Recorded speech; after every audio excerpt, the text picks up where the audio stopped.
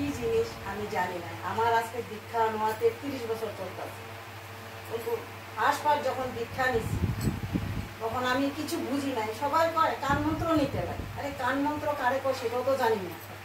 কারণ আমাদের ঘরে সবাই কৃষ্ণ মন্ত্র, কালীর সাধক সবাই, কেউই ঠাকুরের জয়গুরু ঠাকুরের নাই। তা আমার পিসার বাসায় আসিল, আমার ছোট পিসির ঘরে, আমি আসামিসেই করি, মানে মোৰ সৰু পেহীৰ ঘৰত আছিল জয়গুৰু, চবে জয়গুৰু। জয়গুৰু প্ৰাৰ্থনা কৰা না বিৰাট ভাল লাগে মোক শুনোতে। আমাৰ কাষৰ এক ঘৰত আছে প্ৰাৰ্থনা কৰে, বহুত ভাল লাগে। সিহঁতৰ শুনি শুনি মই মাজে মাজে প্ৰাৰ্থনাবিলাক কৰোঁ, পুৰা উৎসৱত নাই কিন্তু মাজে মাজে কৰোঁ, যিটো মনত আহে সেইটোৱে কৰোঁ আৰু বিয়াৰ আগত। তো বিয়াৰ পিছত দীক্ষা হ'ল, দীক্ষা হোৱাৰ পিছত মোৰ স্বামী পগলা হৈ গ'ল। তেতিয়া মোৰ ডাঙৰ 2 বছৰ পিছত মোৰ ল'ৰাটো গাত আহিল। গাত অহাৰ 6 মাহ পিছত মোৰ হাজবেণ্ডে পগলা হ'ল। পগলা মানে এনেকুৱাই পগলা হ'ল, তেওঁৰ গাত একো কাপোৰ নাথাকে, নালাই ক'ত কুৱাৰ পাৰত ক'ত, মানে অকল বোকাতে পৰি থাকে। আৰু মোক য'ত দেখা পায় ততে দাও লৈ যায় মাৰিব, উঠাল লৈ যায় মাৰিব, এনেকুৱা হৈ যায়। এনেকুৱা কৰি কৰি কৰি কৰি সন্তানটো জন্ম দিলোঁ। জন্ম দিয়াৰ পিছতো মোক চাব নোৱাৰে, অকল মোক চাই মোৰ মা। মোক কোনো সাৰথি দিয়া নাই, কোনটো কি কৰিছিল তেওঁক মানুহে বেয়া। আমাৰ মৰম চেনেহ আমাৰ মিল দেখা পায় মানুহে বেয়া কৰি, নিজৰ মানুহে কৰিছে। মানে আমি এনেকুৱা বস্তু আছিলোঁ, মানে হাজবেণ্ড ৱাইফ কাকো আমি এনেকুৱা আছিলোঁ, কাকো আমি কাৰো থাকিব পাৰে নাই। একদিনৰ কাৰণেও মই কেতিয়াও মাৰ ঘৰত যাই থাকিব পাৰে নাই, পিছে পিছে গুচি গৈছোঁ। এইবিলাক দেখা পায় মানুহে। এতিয়া মানুহ কোৱা কথা মই নাজানো দেই, মই ডক্টৰৰ তাত বহুত দৌৰাইছোঁ। দৌৰন্তে দৌৰন্তে এনেকুৱা মোৰ ঘৰত যিমান গহনা আছিল, মোৰ মানে আইতাৰ মাকৰ, মোৰ আইতাৰ মাকৰ 35 ভৰি ৰূপাৰ এটা আমাৰ বঙালী মানুহ কঁকালৰ বিছা বুলি কয় দিয়ে, সেইটো দিছিল। 1000 টকাত বিকিছিল, 1000 টকা। এতিয়া মই মোৰ টকা লগা মানুহটো, মানে মই ভাবোঁ 1000 টকা মোৰ কাৰণে বহুত। তাৰপিছত উপায় নাপায় কি কৰিম, গলাৰ নেকলেছ বিকিলোঁ, বিয়াত বহুত কাঁহা পিতল দিল, চব বিকিলোঁ।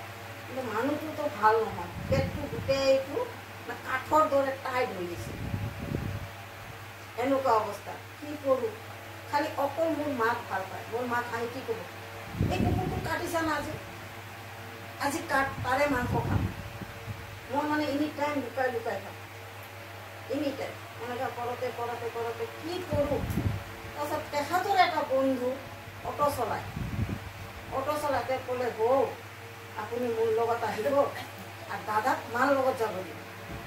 যেই যাই পালোঁ যাক তাক, এই তোমাৰ ৰেষ্টুৰেণ্ট, মোৰ বাপৰ জন্মত যাই পোৱা নাই, তেখেতে লৈ গ'ল। তেখেতে লৈ গ'ল, মোক দেখা পালেতো পলাব।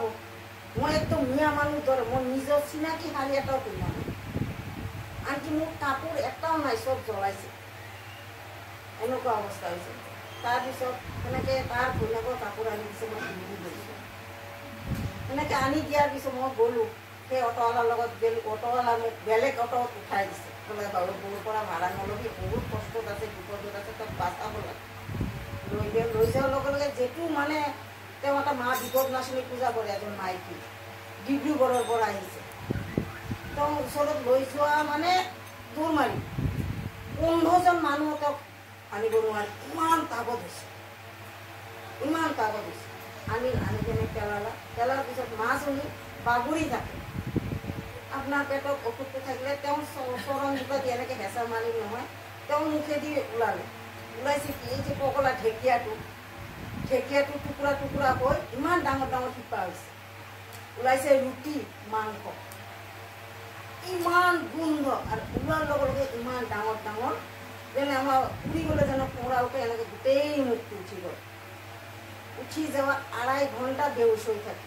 বেহুচ হৈ থকাৰ পিছত তেওঁ হুঁচ অহাৰ পিছত সেইদিনখনে মোক ইমান অন্তৰ ভৰি মাত দিছে, অঞ্জু তুমি কৈ।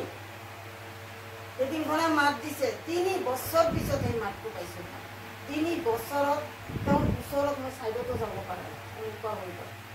তাৰপিছত আনিলোঁ, তেওঁ মানে যে মানুহটো জিন্দাই আছে না মৰাই আছে তেওঁ নিজে ক'ব পৰা নাই, নিজে ক'ব পৰা নাই। তাৰপিছত তেনেকৈ আনিলোঁ, বিশ্বাস কৰে আনাৰ পিছত মানুহজন কি ক'ম আৰু এনেকৈ কান্দিছে, বোলে তোমাক মই কি কৰিলোঁ, মই এই জলহস্তীৰ দৰে মানুহটো আছিলোঁ, উঠাই এনেকুৱা হৈ দিছোঁ, এনেকুৱা হৈ দিছোঁ। মই মোৰ এটা শাৰীৰ পিছত ব্লাউজ কাপোৰেদি মোৰ ব্লাউজ হোৱা নাছিল, মই এনেকুৱা শকত আছিলোঁ।